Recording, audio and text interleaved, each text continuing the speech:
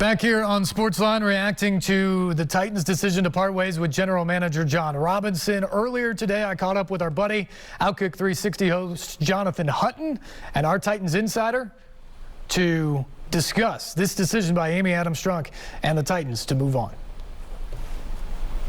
I think most general managers and coaches would tell you the day they're hired means they're one day closer to being fired. But the timing of this, Steve, is odd. Based on the fact that this is a GM for the Titans who was literally crying at the combine in February about losing to the Cincinnati Bengals. It's a general manager from Union City who stood at a podium when he was hired and said, "This is my dream job," and explained why. And I think if you polled most Titans fans, a vast majority, overwhelming majority, would say, do you trust Vrabel and Robinson to get it right again, rebuild it? They would say yes. And Amy Adamstrunks, through her statement, said the general manager who rebuilt this team back to the expectations that Floyd Reese and Jeff Fisher at least had on some level, back to winning football, back to winning the division, that same GM, the ownership is telling us they don't trust to get it right again. That's why I'm so floored. That's why I'm floored as well, because he did such a great job in building it the first time around. At least for all his missteps here in recent years, I assumed he'd get the chance to retool and try this. Did he deserve it? Not right now. No, I don't personally think so, which makes me think there's more behind the scenes to this than just results. Because if it's based on results, you wait on the results. Sure. I've said on Sunday Sports Central with you and John and Keith, I don't think this team is winning a game in January when it matters. But I want to judge this team in January when it matters. And December the 6th is premature to determine where this team is at 7-5. With 2 games against Jacksonville, another game against Houston, and knowing that they're going to win the division and host a playoff game. That's why I say it's not deserved. Sure, if you want to make a move after the season because you don't like the direction of the franchise roster-wise in back-to-back years, all good. But we still don't have those details yet.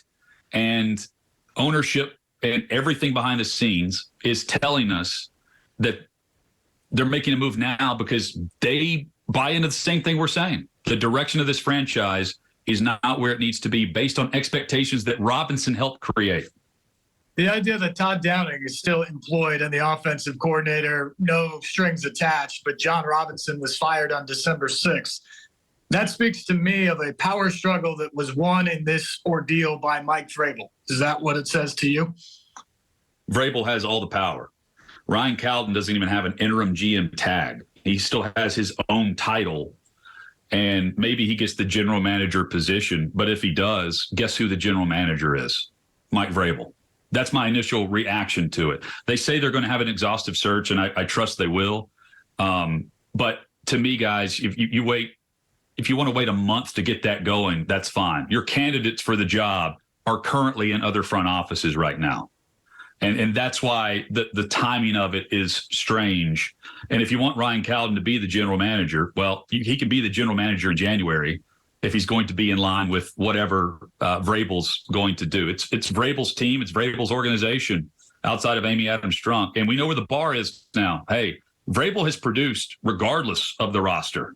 And the message that has been sent, you mentioned Todd Downing. Steve, the message that has been sent about not firing Todd Downing is Downing is held back by the roster construction, not by his play call sheet. That's what has been told to us effective immediately today.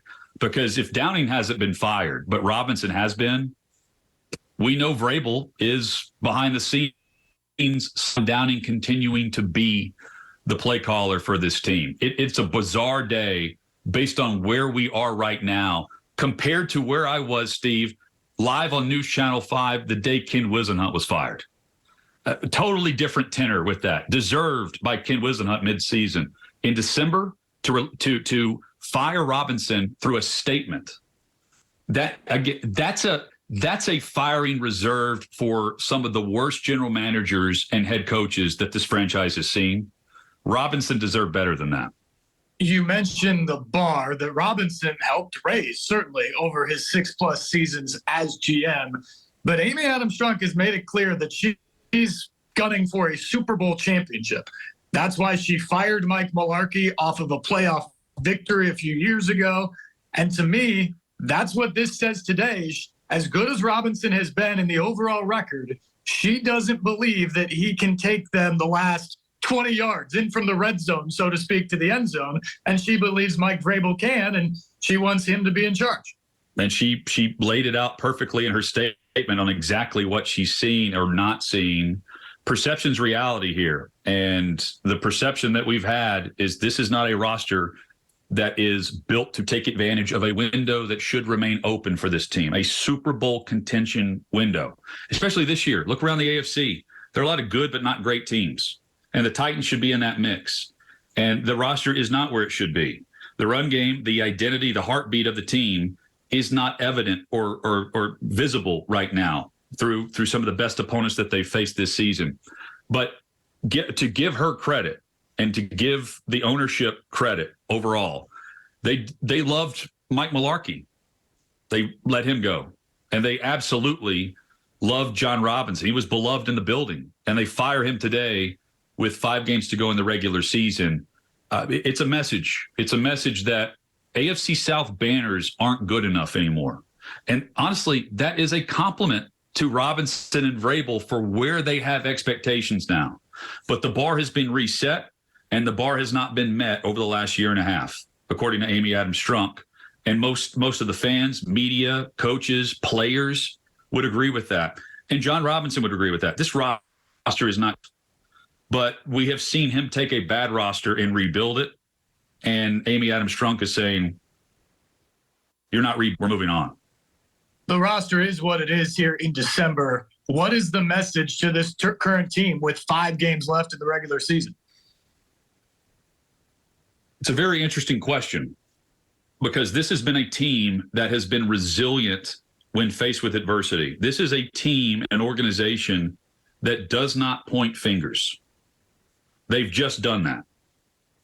And internally, the message at the podium post-game on Sunday, we all raised an eyebrow to that, because normally right after the game, Vrabel's not saying something like that. And he added, he wasn't specifically, it was just kind of a messaging of how they get back to winning football. And he brought up the crossroads, and come to find out it meant a lot more than, just figuring out if the punter can pin the opposing offense inside their own 10. It's a message of expectations here are different than expectations elsewhere of just scrapping to make us 7 seeds. This is an organization based on the money allocated to quarterback, running back, offensive line, defensive ends who aren't producing, outside linebackers like Bud Dupree, and the list goes on. And first and second round draft picks who have been really bad. The message is step up or you're out of here. And it starts up top with Robinson. But the mentality of the organization has never been one to point fingers. And they've just done that by tabbing Robinson as the problem. And chances are, if you feel like you're a problem in the organization right now, you're not going to be there much longer. Because if they'll fire Robinson, they'll get rid of practically anybody except for Mike Vrabel. Long term with Amy Adamstrunks at the top and Mike Vrabel seemingly in charge of everything football related at this point. How do they take the next step? What do you think they go from here in the offseason? Well, it starts at quarterback.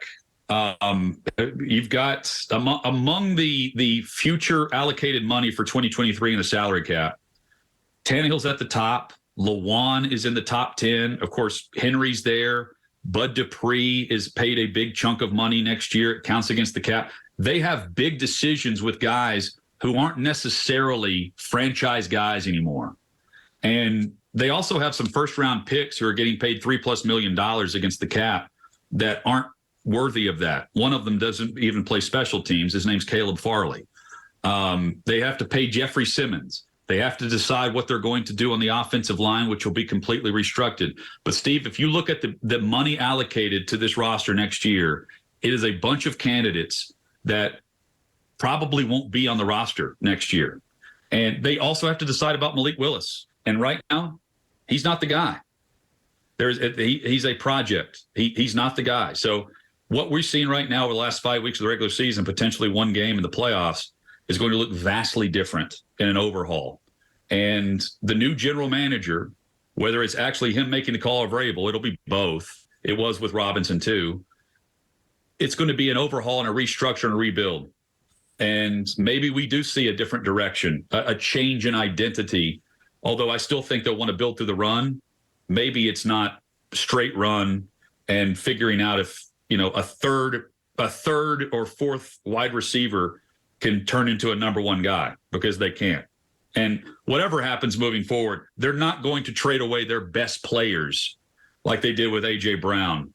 And what happened this past Sunday is indicative of what roster is. The window, and you brought it up, Steve, the window shut faster than it probably should have, because A.J. Brown is the one guy that you could count on to give them an extra weapon. They don't have that guy. You just led to it, and you laid out the missteps with some of the contracts and draft picks of the past. But the trade of A.J. Brown, and then more specifically his performance this weekend in front of Amy Adamstrunks in Philadelphia, it clearly was the final straw. How much did that one move impact what decision was made today? Yeah, I think it's certainly, maybe it's a final straw. Yeah. But I also don't think it's the only thing to point to from the offseason. It's the decision to invest in Henry. It's the decision to invest in Tannehill, which really handcuffed them but at the time when they did the right thing, because he was playing extremely well in the 2020, decide to move on from certain wide receivers. Robert Woods has not panned out. The offense hasn't improved. The personnel on the offensive line is as bad as it's been. And honestly, that's probably the most fireable aspect of this. For a team that prides itself on being physical, tough, ready for a fight in the trenches, this is an offensive line that gets slapped around.